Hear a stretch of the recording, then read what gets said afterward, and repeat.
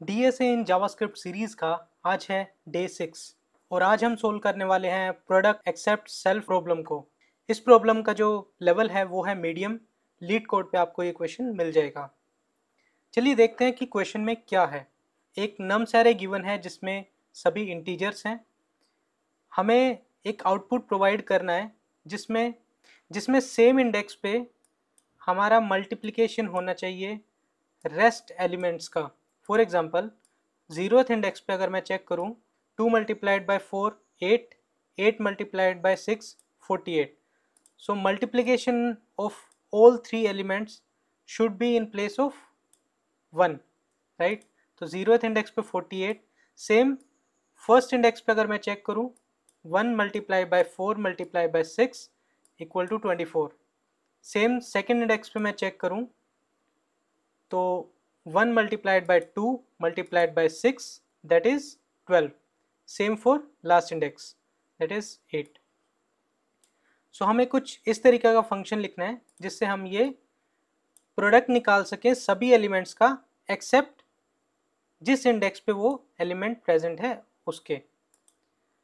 सो ये हम किस तरीके से कर सकते हैं। पहला थॉट आपके माइंड में भी आया होगा कि हम इसको सभी का प्रोडक्ट कर देते हैं और डिवाइड बाय जो एलिमेंट प्रेजेंट है जिस इंडेक्स पे उससे डिवाइड करेंगे तो बाकी सब का प्रोडक्ट आ जाएगा। तो आइडिया 1 जैसा आपने सोचा मेरा भी वही था कि हम प्रोडक्ट करेंगे सभी एलिमेंट्स का सिंगल लूप लगा के, देन हम रिप्लेस करेंगे हर एलिमेंट को using product divide by element. For example हमारा नम्स एरे 1 2 4 6 है, प्रोडक्ट होगा हमारा 24। आउटपुट में हम क्या देंगे 24 divide by 1, 24 divide by 2, 24 divide by 3, 24 divide by 4 जो कि आ जाएगा हमारे पास 24 12 8 एंड 6। बट इसमें प्रॉब्लम क्या है। फॉर एग्जांपल 6 की जगह 0 होता, यहाँ पे भी 0 तो प्रोडक्ट हमारा 0 होता। प्रोडक्ट 0 है तो 0 divide by 1, 0 divide by 2, 0 divide by 3, 0 divide by 4 सभी 0 आ जाते। बट एक्सेप्ट 0 बाकी सम का बाकी एलिमेंट्स का तो नज़र आता है कि 1 की जगह अगर आप इन तीनों का प्रोडक्ट लेंगे तो 0 आएगा, बट 0 की जगह इन तीनों का प्रोडक्ट हमारा आना चाहिए था 8, बट यहाँ पर हमारे पास आएगा इस केस में 0। तो इसको कैसे करेक्ट कर सकते हैं। हमें एक तो हैंडल करना पड़ेगा 0 को।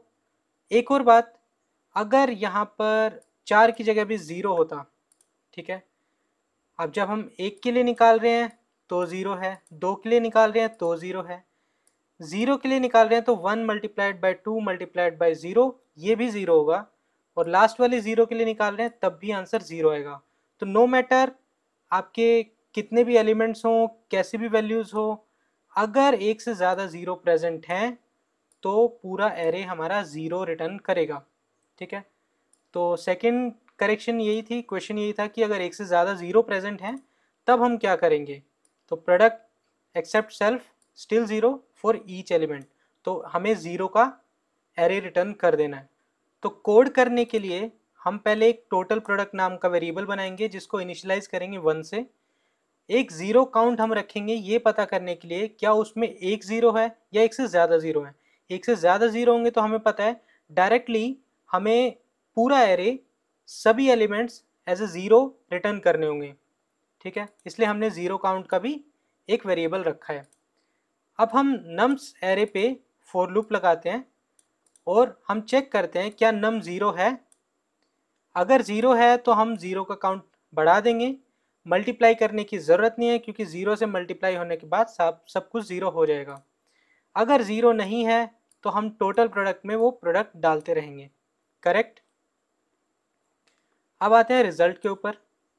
हमने चेक किया कि अगर 0 काउंट हमारा एक से ज़्यादा है तो हम डायरेक्टली रिटर्न कर देंगे एक एरे जिसके अंदर सारे एलिमेंट्स 0 होंगे, तो यहाँ से वो कंडीशन सेटिस्फाई होती है। देन हम आते हैं नम्स एरे पे वापस से आइटरेट करेंगे। अगर 0 काउंट हमारा 0 है, ठीक है, तो हम वही करेंगे टोटल प्रोडक्ट डिवाइड बाय नम और रिजल्ट में पुश करते रहेंगे, करेक्ट। अगर हमारा 0 काउंट 0 से ज़्यादा है मीन्स उसमें एक 0 प्रेजेंट है, एक से ज़्यादा ज़ीरो वाला हमने ऊपर केस हैंडल कर लिया है। इससे नीचे अगर हमारा कोड एग्जीक्यूट होता है मीन्स ज़ीरो काउंट या तो ज़ीरो है या वन है। अगर ज़ीरो काउंट ज़ीरो है तो हमने ये इफ़ स्टेटमेंट चलाई, अगर ज़ीरो काउंट ज़ीरो नहीं है वन है तो एल स्टेटमेंट में आएगा। यहाँ पर हम चेक करेंगे कि अगर नंबर ज़ीरो है मीन्स जिस एलिमेंट को हमें रिप्लेस करना है बाकी सबके मल्टीप्लिकेशन से, वो एलिमेंट अगर ज़ीरो है तो हम जो भी रिजल्टेंट हमारा टोटल प्रोडक्ट था जो हमने यहाँ पर निकाला था उसको एज इट इज़ रिटर्न कर देंगे, ठीक है। अदरवाइज ज़ीरो से मल्टीप्लाई कर रहे हैं किसी भी और वैल्यू को तो वो ज़ीरो ही आने वाला है, तो हम ज़ीरो रिटर्न कर देंगे।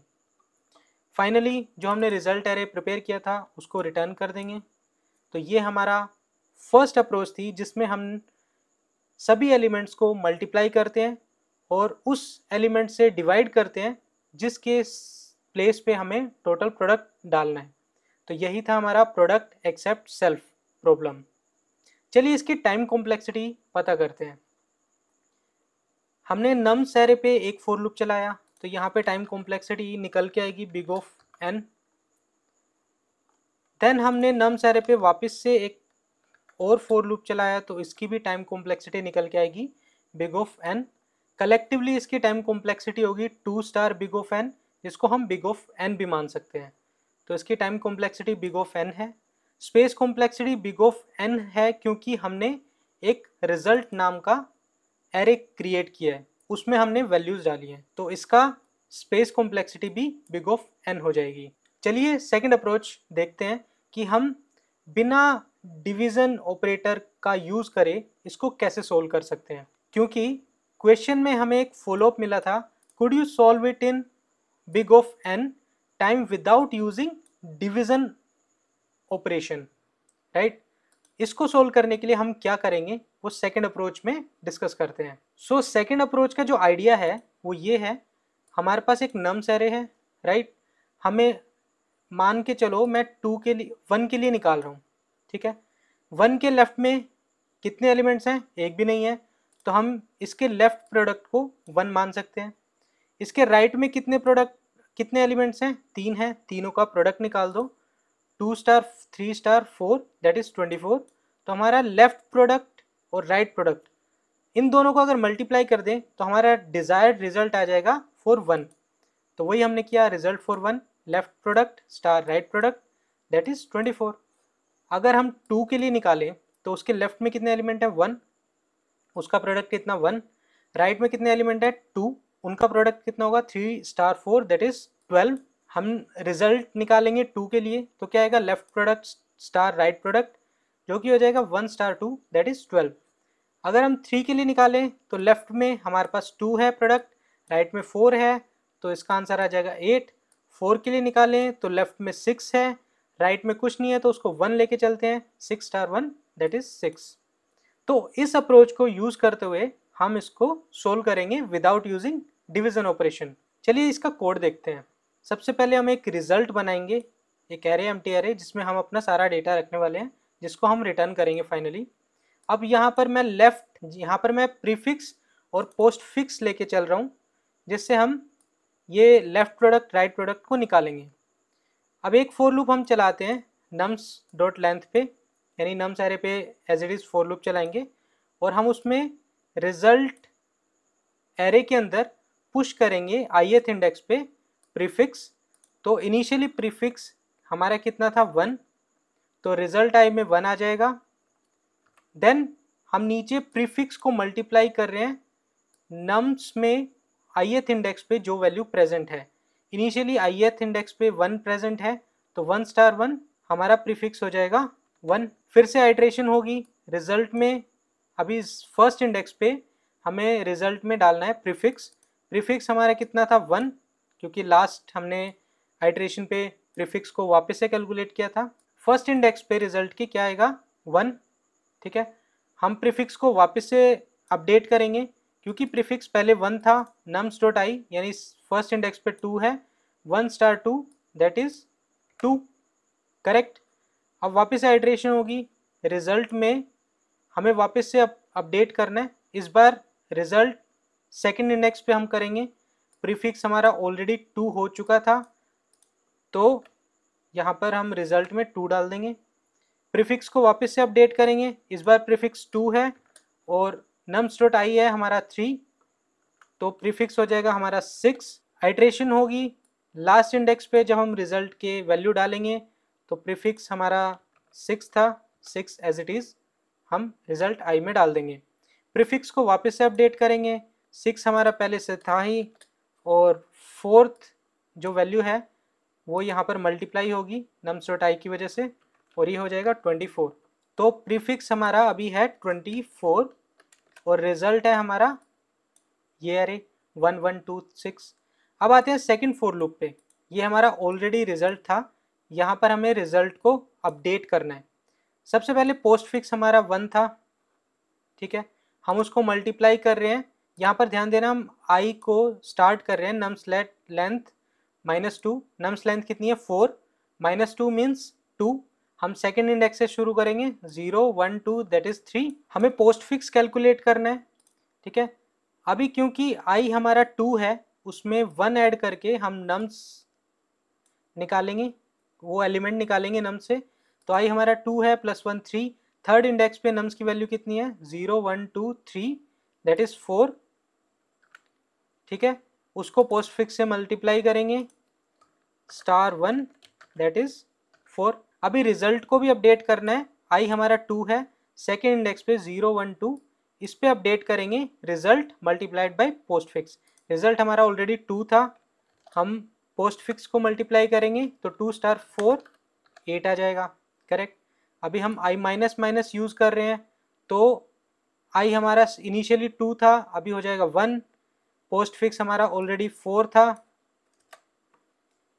यहाँ पर 1 + 1 2, सेकेंड इंडेक्स पे हम चेक करेंगे तो 3 है, *3 दैट इज 12, ठीक है। हमारा पोस्ट फिक्स बन चुका है 12।